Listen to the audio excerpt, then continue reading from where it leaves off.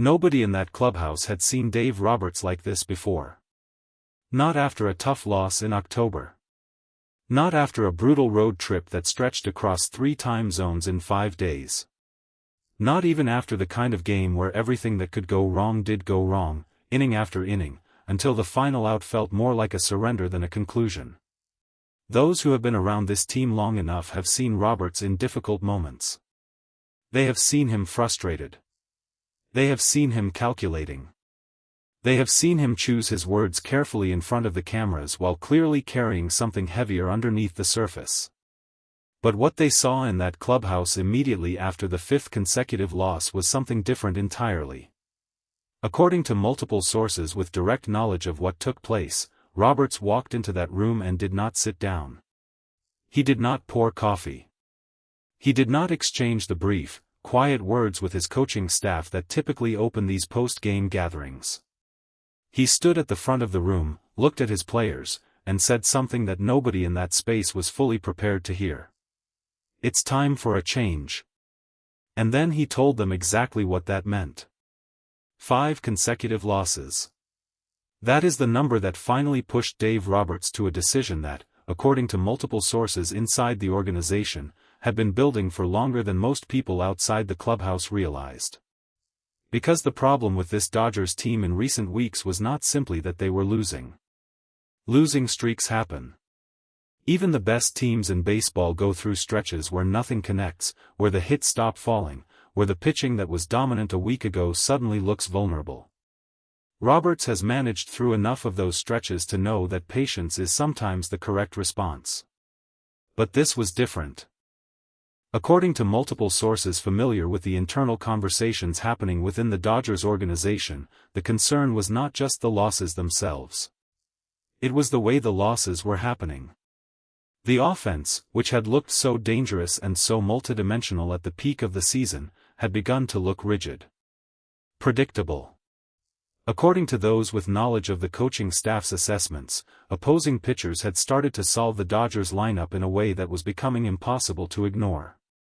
And at the center of that problem, according to multiple sources, were 2 names that nobody inside the organization wanted to say out loud. Mookie Betts and Andy Pages. The decision to remove both Betts and Pages from the starting lineup and move them to reserve roles was not made quickly or casually, according to multiple sources with knowledge of the internal process. Roberts had been watching. Closely and quietly, the way he always watches, gathering information from his coaches, from the analytics staff, from his own observations during games. And what he had been seeing over the course of the 5-game losing streak had ultimately left him with no other conclusion. Betts, whose presence in the Dodgers lineup has been one of the defining constants of this team's identity for years, had been struggling in a way that went beyond the normal fluctuations of a long season. According to multiple sources, it was not simply that the hits were not falling. It was the quality of the at-bats themselves. The timing that has always made Betts one of the most dangerous hitters in baseball had begun to look slightly off. The decisions at the plate that typically separate him from lesser hitters had become less sharp. And according to those with knowledge of the coaching staff's internal evaluations, the concern was that keeping Betts in his traditional spot in the order was no longer serving the team's offensive needs the way it once had. Pages presented a different but equally serious concern. The young outfielder, whose raw talent has never been in question within the organization, had been unable to translate that talent into consistent production during the losing streak. According to multiple sources, the coaching staff had grown increasingly concerned that Pages was pressing at the plate, trying to do too much in situations that required patience and execution rather than individual heroism. And in the current state of the Dodgers offense, according to those familiar with the internal discussions, that tendency had become a liability the team could no longer absorb. When Roberts stood in front of his team and announced the changes, the room went completely still. According to multiple people who were present, the silence that followed Roberts' announcement was unlike anything they had experienced in that clubhouse this season. Not the uncomfortable silence of confusion. Not the tense silence of anger. But the heavy, settling silence of a group of professional athletes who understood, in that moment, that something had genuinely shifted. Roberts did not soften the announcement. According to those present, he was direct and clear in a way that left no room for misinterpretation. Betts and Pages would not be in the starting lineup. 2 players would take their places in the batting order. And the team would operate under a fundamentally different offensive approach beginning with the very next game. According to multiple sources, neither Betts nor Pages responded publicly in that moment. Both men, according to those who were in the room, absorbed the decision with the professionalism that has defined their careers. But according to people close to both players, the private reality was considerably more complicated than their public composure suggested. The 2 replacements Roberts selected for the revised batting order sent an immediate and unmistakable message about the direction he intended to take this team. According to multiple sources with knowledge of the decision, Roberts prioritized 2 specific qualities above everything else when making his selections. The ability to execute situational hitting with consistency. And the baseball intelligence to understand what the team needed in each moment of a game, regardless of what individual statistics might suggest as the optimal personal approach. The players who fit that profile, according to those familiar with Roberts' thinking, were not necessarily the ones with the highest batting averages or the most impressive home run totals.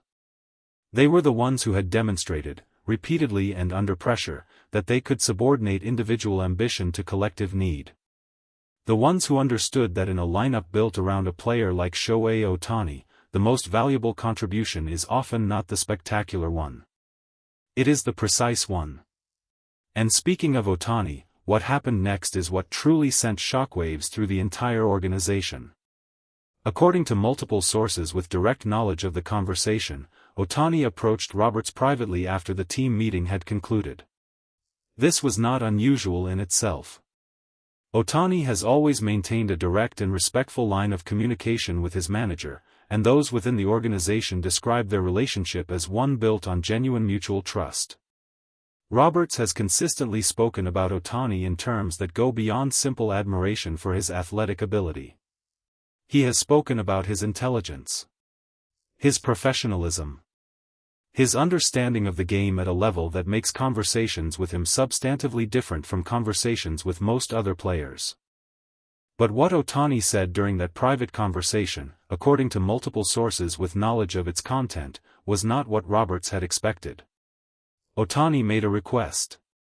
And according to those familiar with the details, the request was shocking enough that it changed the tone of Roberts' entire evening. Ohtani reportedly told Roberts that he wanted to be moved in the batting order. Not to a more prominent position. Not to a spot that would increase his individual opportunities for impact. According to multiple sources, Ohtani's request was the opposite of what most elite players in his position would have asked for. He asked to be moved to a spot in the lineup where he could do the most damage to opposing pitchers on behalf of the team, even if that meant sacrificing his own statistical opportunities in certain game situations. According to those with knowledge of the conversation, Ohtani presented his reasoning with the same calm precision that characterizes everything he does. He had been watching the opposing pitching patterns during the losing streak. He had identified specific tendencies in the way opposing staffs were approaching the Dodgers lineup. And he believed that a positional change for himself, combined with the changes Roberts was already implementing, could create a fundamentally different problem for opposing pitchers to solve. According to multiple sources, Roberts listened to the entire proposal without interrupting. What made Ohtani's request so striking to those within the organization was not simply its content. It was what it revealed about how Ohtani views his own role on this team. Because there are very few players in the history of this sport who have achieved what Ohtani has achieved and who would walk into their manager's office after a 5-game losing streak and ask for something that prioritizes the team's offensive architecture over their own individual positioning. According to multiple sources within the Dodgers organization, that kind of thinking is precisely what separates Ohtani from nearly every other player at his level. He is not thinking about his own numbers. He is not thinking about his own legacy or his own contract or his own highlight reel. According to those who have been in his presence during the most difficult moments of this season, Ohtani's consistent orientation is toward one thing and one thing only: winning. And according to multiple sources, when Roberts considered Ohtani's request alongside the lineup changes he was already planning, something clicked into place that had not been visible before. The revised lineup that Roberts submitted for the following game looked nothing like what Dodgers fans had grown accustomed to seeing. According to multiple sources with knowledge of the new batting order, the changes went beyond simply removing Betts and Pages from their traditional spots. The entire architecture of the lineup had been reconsidered. The sequencing. The balance between left-handed and right-handed bats. The placement of speed at the top of the order relative to power in the middle. All of it had been reassessed and rebuilt from the ground up. And at the center of that rebuilt structure, according to those familiar with the new approach, was Ohtani. Positioned exactly where he had requested to be. In a spot that, on paper, might look less prominent than where he had traditionally hit. But in the strategic logic that Roberts and Ohtani had quietly constructed together in that private post-game conversation, represented something considerably more dangerous for any opposing pitching staff trying to game plan against the Dodgers. According to multiple sources tracking the reaction within baseball circles, word of the lineup overhaul spread quickly. The decision to move Betts and Pages to reserve roles drew immediate attention from media across the country. Analysts debated the logic. Former players weighed in. Fan communities erupted with opinions that ranged from strong support to sharp criticism. But inside the Dodgers clubhouse, according to multiple sources with knowledge of the atmosphere the following morning, the tone was notably different from what it had been during the losing streak. Quieter in some ways. More focused. According to those present, there was a sense that something had been cleared away. That the prolonged uncertainty about what this team's offensive identity actually was had finally been replaced by something concrete. A decision had been made. A direction had been chosen. And the player who had done the most to shape that direction was not the manager. It was Ohtani. The man who could have asked for anything, and asked only for what the team needed most.